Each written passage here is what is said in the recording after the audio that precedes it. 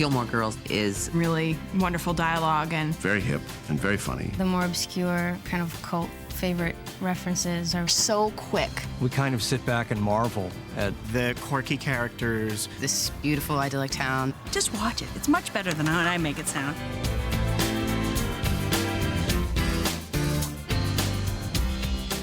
I went into the WB and pitched them a bunch of ideas, and then they kind of just sat there and nodded, eyes glazed over. And then the last thing I said, and then there's this idea about a mother and a daughter, and they're kind of like more friends than mother and daughter. And they're like, we'll take that, we want that. And I'm like, great.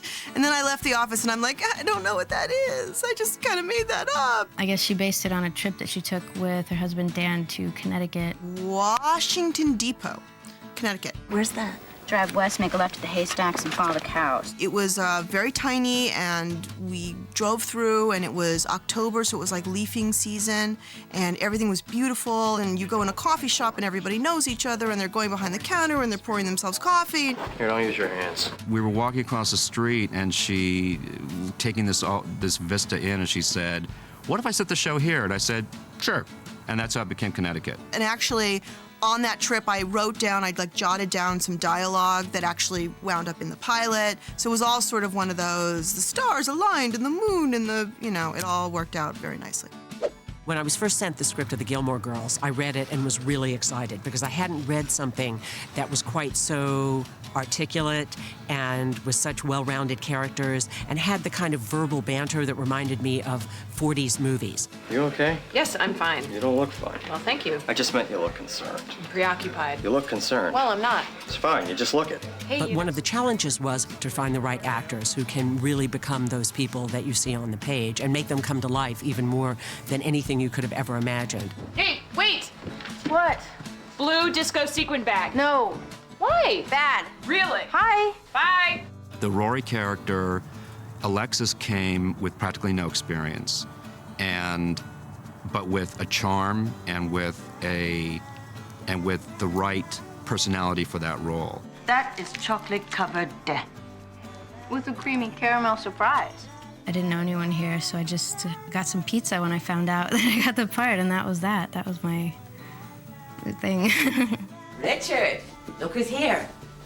Rory, you're tall. We always wanted Ed Herrmann.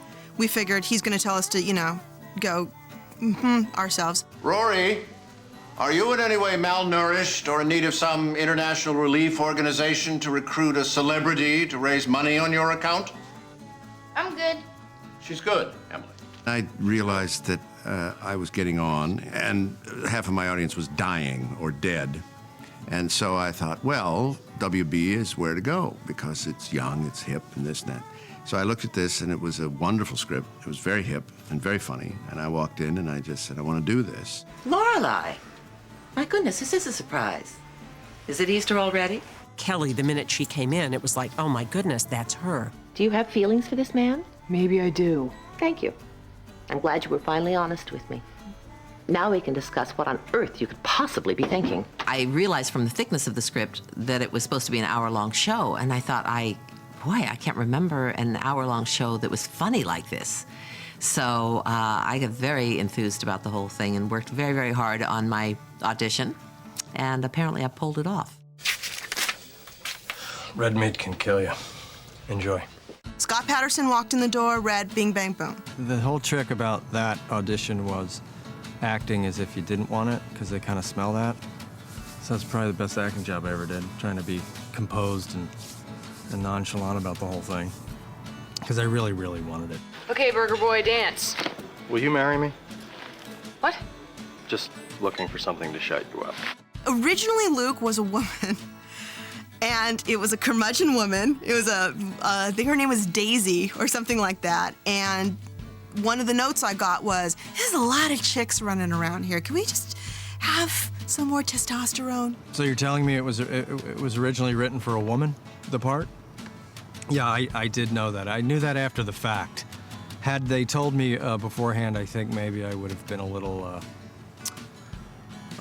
more emotional, perhaps. I don't know.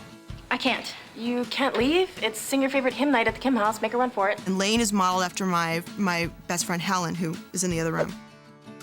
I went through the main audition where there were millions of people there, and then got to the producer's callback and the studio test and the network test. And they liked me. They really liked me. This is very exciting. Yeah. What, is something burning? My bangs earlier. Go on. Originally, Suki was Alex Borstein and was on another show. And then the other show did not let her out of her deal. So we had to recast Suki, and we were losing someone that we were all like, no one's gonna, we hate everyone. Like everyone would come in like, not Alex, you know, and then Melissa came in, and Melissa did it so different. She was so, she brought her own Suki into the room that we're like, okay. And she's just phenomenal. This is very exciting. Yeah. Is something burning? My bangs earlier. Go on. Suki's, it's a great character because she's kind of a spaz, but not, I mean, she can be really ditzy, but in a good-hearted way, and she always has the best of intentions, and she's almost like multi-purpose to an extreme, but at the same time ADD. Michelle, the phone. Mm-hmm. It rings. Can you answer it? No. People are particularly stupid today. I can't talk to any more of them. I am not from this country. I'm French-speaking, so I came here basically and learned English 5 years ago very well, so I was going to be able to be an actor here. And for me to get a show, a very well-written show with a bunch of incredibly talented people in Hollywood, and it's been, you know, for a long ride, it's amazing. You'll never catch up. You'll never beat me. The school is my domain, and the Franklin is my domain. And don't you ever forget that. I had first auditioned for the role of Rory. I went in for the pilot, and they had told me that if the show got picked up, that they would write this role for me, which was completely new to me, and nothing like that has ever happened. And but then I saw that it was Paris Geller, and I was kind of freaked out in the beginning because I was worried that I'd come across this way that was kind of unknown to myself. I hate when I'm an idiot and I don't know it. I like to be aware of my idiocy, to really revel in it, take pictures. I feel we missed a prime Christmas card opportunity. We looked all over for Lorelai because there are a lot of women in that age bracket that could be very interesting. And it was like, I think it was like a week before we're starting to shoot, and we had no one. I'm crushed, I'm bleeding. Get me a tourniquet. Oh no, they're dirty because Rory wouldn't wash them with her stuff. With Lauren, they brought her in, and she read, and we all kind of went, and there we are. And so it was just like there was no issue as to whether or not she was the person. I was always drawn to comedy and roles that had sort of a sassy, sarcastic kind of tone, but I really wanted to do something where I had a chance to kind of have a more real character. Get out! What? You will not come into my house and tell me I threw my life away. Look around, Mom. This is a life. This seemed like right up my alley. The cast is a delight to work with. I mean, from the first day of shooting the pilot, I thought, wow, you know, this is something special. All right, let's shoot this. Murder. And action! Shooting the pilot was hard, and when you're a writer, you gotta wear good running shoes because people just run away from you. The director, Leslie Lincoln-Glatter, and I, literally, she would run, I'd run after her, and then we'd argue. For me, one of the things that was exciting was to create the world of Stars Hollow. What was this going to look like? I'm thinking, I wrote this. I'm gonna get what I want if I have to battle everybody on the set, which I did. But I had so many good people working with me, and Leslie was so good and so calm and didn't hit me. One of the things I tried to do stylistically in the pilot was to have the sense of when we were in Lorelai and Rory's world that the camera was moving and it was very fluid and there was a lot of energy around it. And when we first went to the parents' house, that it was much more presentational, you know, that it was a world that energy wasn't flowing in. Is this what it's gonna be like every Friday night? I come over and let the two of you attack me? You're being very dramatic. I knew when we shot the dining room scene, which was the big fight in the pilot, I was like, the show's there. I know this show works. Whether or not anyone was gonna watch it, we were on the WB, which is, you know, very youth-orientated, and this show, though we had a teenage girl at the core of it, you know, the pilot was, you know, mostly Kelly and Ed and, you know, Miss Patty and Luke, and this was not necessarily a teen show. You and Grandma seem to have a nice talk. How much did you hear? Not much, you know. snippets. Snippets. Little snippets. So basically everything? Basically, yes. The stories are about relationships, and that's what makes it work. All the characters deal with the problems of life with humor and with compassion. Everyone knows each other. Everybody's in everybody else's business. And you have the quirky characters that, for some reason, happen in small towns. 1, 2, 3. It's a waltz, ladies. Susie, do you have to tinkle? Then uncross your legs, darling. Faded paint is a bad reflection on the whole town. Whatever happened to giving up? When standards slip, families flee. Do you mind?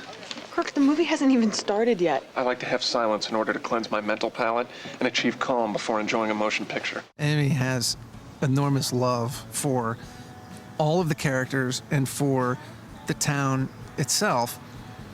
And so you take a character like me or a bunch of the other goofballs, you know, or oddballs around town, and you never really feel like you're making fun of them because it's so clear that Amy loves all of them.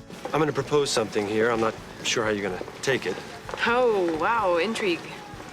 I'd like to see you sometime. Scott Cohen, the actor who played Max, came on for 1 or 2 episodes, and then just the story kind of worked. And I love when that happens on TV, where something starts working and you can continue to write to that, you know, and he's become somebody who has shown up for years. Career-wise, it was, I think, one of the best decisions I made because I get more attention from Gilmore Girls than I think any other show or any other movie that I've ever done.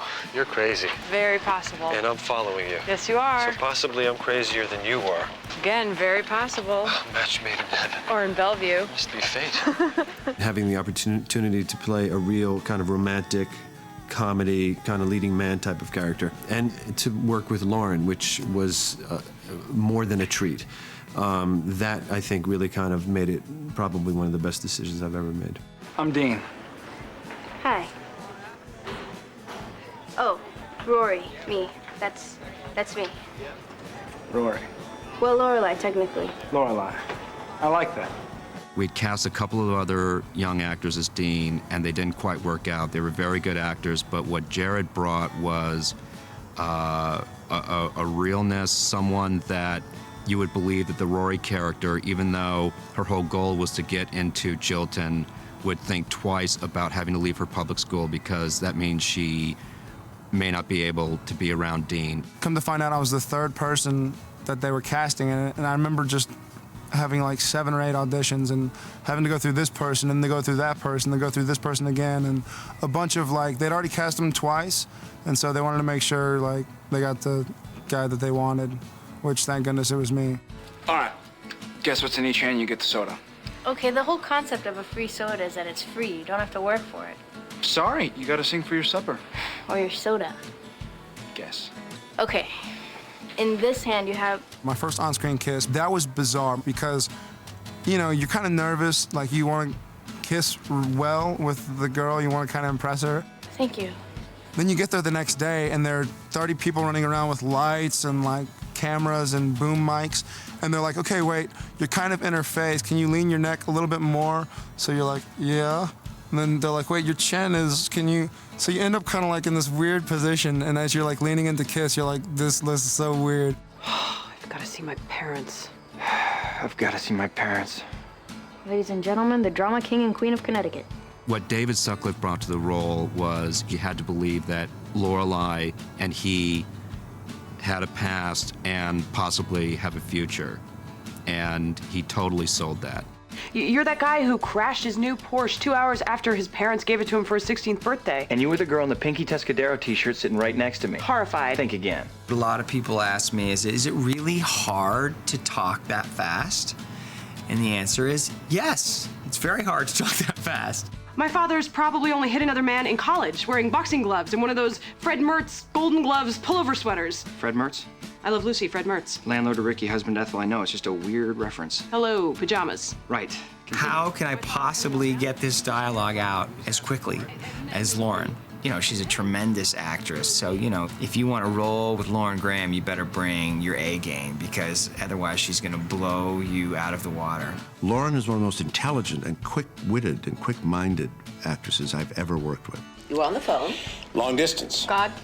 London. God lives in London? My mother lives in London. Your mother is God? Lorelai. So, God is a woman. Lorelai. And a relative. That's so cool. I'm gonna totally ask for favors. This is definitely the most challenging job I've ever had, just in terms of how much language I deal with. I'll be back in plenty of time to help you decorate. No, this is your party. You do not work, you lounge and mock those who are. Have I taught you nothing? What's tough is because our show goes so quickly. Whereas like a normal hour-long script might be 55 pages, 52 pages, we're 80. And we have to shoot 80 pages in the same amount of time as those 55 pages. That's a lot of pages. So it's just a lot of work. It's a lot of work. And because the show really is about Lauren and Alexis, they are in every scene. I love to paint. You do? Yes, I do. You love it? I want to marry it. You have strange passions. She likes washing dishes too. She's multifaceted abnormal. Alexis was new in the business when we started this show and has learned so much. Saying I love you is a really difficult thing. Well, I just did it. And you did it really well. I think she's just amazing. I think she's so got Rory down. So do you want to go?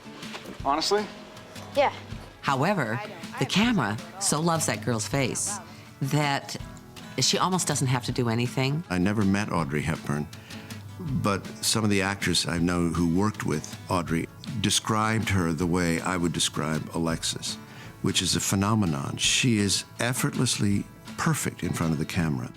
I can't imagine a better partner to do this job with. People always ask if Lauren's acts like a mom off camera or in real life. I mean, on the set, we get along really well, and we just help each other out, and it just kind of clicked. Really? Really? Really? Really? Really? Okay, new word now. It's bizarre because they're so well matched together for mother-daughter, but they're so different, and as actors, they're so different to work with. It's fun. Do we want marshmallows? And jelly beans, and chocolate kisses, cookie dough we have at home, peanut butter. I mainly have heard from people that they can't believe how much the characters eat, and is that real, and do we really eat like that in real life? No, we don't. You swear? On the life of the lead singer of Blur? On the soul of Nico. I think part of the success of the show is in the way in which it presents a little bit of a puzzle. It's not designed so that everyone gets everything. Stella is the chick? Yes. I like that name. Oh, Streetcar Named Desire. Vivian Lee or Jessica Tandy? Hello, Tandy. Of course, continue. They'll throw, a pop culture young person's reference along with some obscure historical reference with a literary reference. I think Edith Wharton would have been proud and busy taking notes. It's an educated person's dream to watch that show, just to see if they can figure out who that is, what that reference means, because we sit there and the table reads and we all look at each other and go, huh? Louis, I think this is the beginning of a wonderful friendship. Who's Louis? 3 references a show where I'm just like, There's references that I don't get in every episode. You know what I mean? It's like, what the hell is that? Who is that? I don't follow pop music much, so those are all over my head. There are references that I read, and I'm like, who's this? I don't know what we're talking about most of the time. It tends to be music. It tends to be random 80s bands that I simply was listening to too much Joni Mitchell to pay attention to at the time. Lauren is pretty damn good. I gotta tell you, it's hard to stump her. She's really, it's almost fun. It's like, did we get her this time? I'm like the Merlin Perkins of Stars Hollow. It's kind of fun to throw it in because it's so bizarre, but audiences are as smart as you will allow them to be. If you write dumb, then, you're just saying that the audience can't handle it, which is, in my mind, crazy. Audiences like good material. They like smart material. Smart shows work all the time. I've never seen The Way We Were. Are you kidding? What are you waiting for? Heartache, laughter, Communism? all in one neat package. I've worked on a lot of television shows, and you don't find this level of commitment and intelligence in the writing. I love picking up the script and seeing what's going to come out of Lauren's mouth is extraordinary. I don't think there's anybody else writing right now on television that has such a depth of knowledge, so literate. I never read Proust. I always wanted to. Every now and then, I'm seized with an overwhelming urge to say something like, as Marcel Proust would say. Gilmore Girls has so much to say and is done so well by Amy and Dan that you know, as an actor especially, you feel like you are doing something worthwhile. Oh no.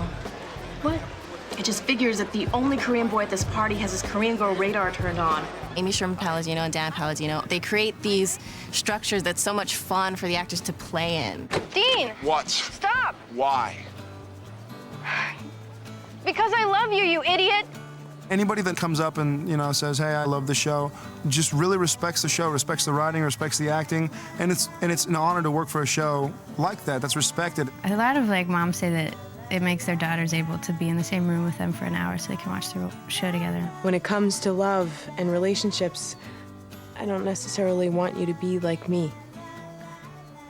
I would hate to think that I raised a kid who couldn't say I love you.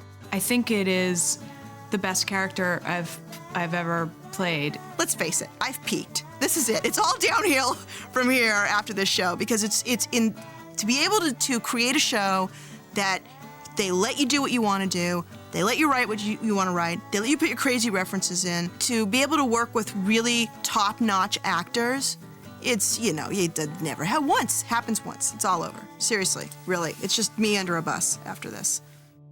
Danny, are you bringing the old nuts? I'm sitting in front of a table full of, I'll show you one later. They are nuts. It's a random bowl of nuts. If you're a crazy fan of the show, you may know the random bowl of nuts. It's been on the coffee table since season 1. And Danny tonight was gonna eat one. Oh, delicious. And so decorative, isn't it? Oh, who doesn't want the centerpiece of old acorns in their house? Oh, Lorelai, Rory, give us more decorating tips. Yes, ladies and gentlemen, a 4-year-old acorn. Why? Whose idea was that? I don't know. Look at that. It's been somebody gnawed on it.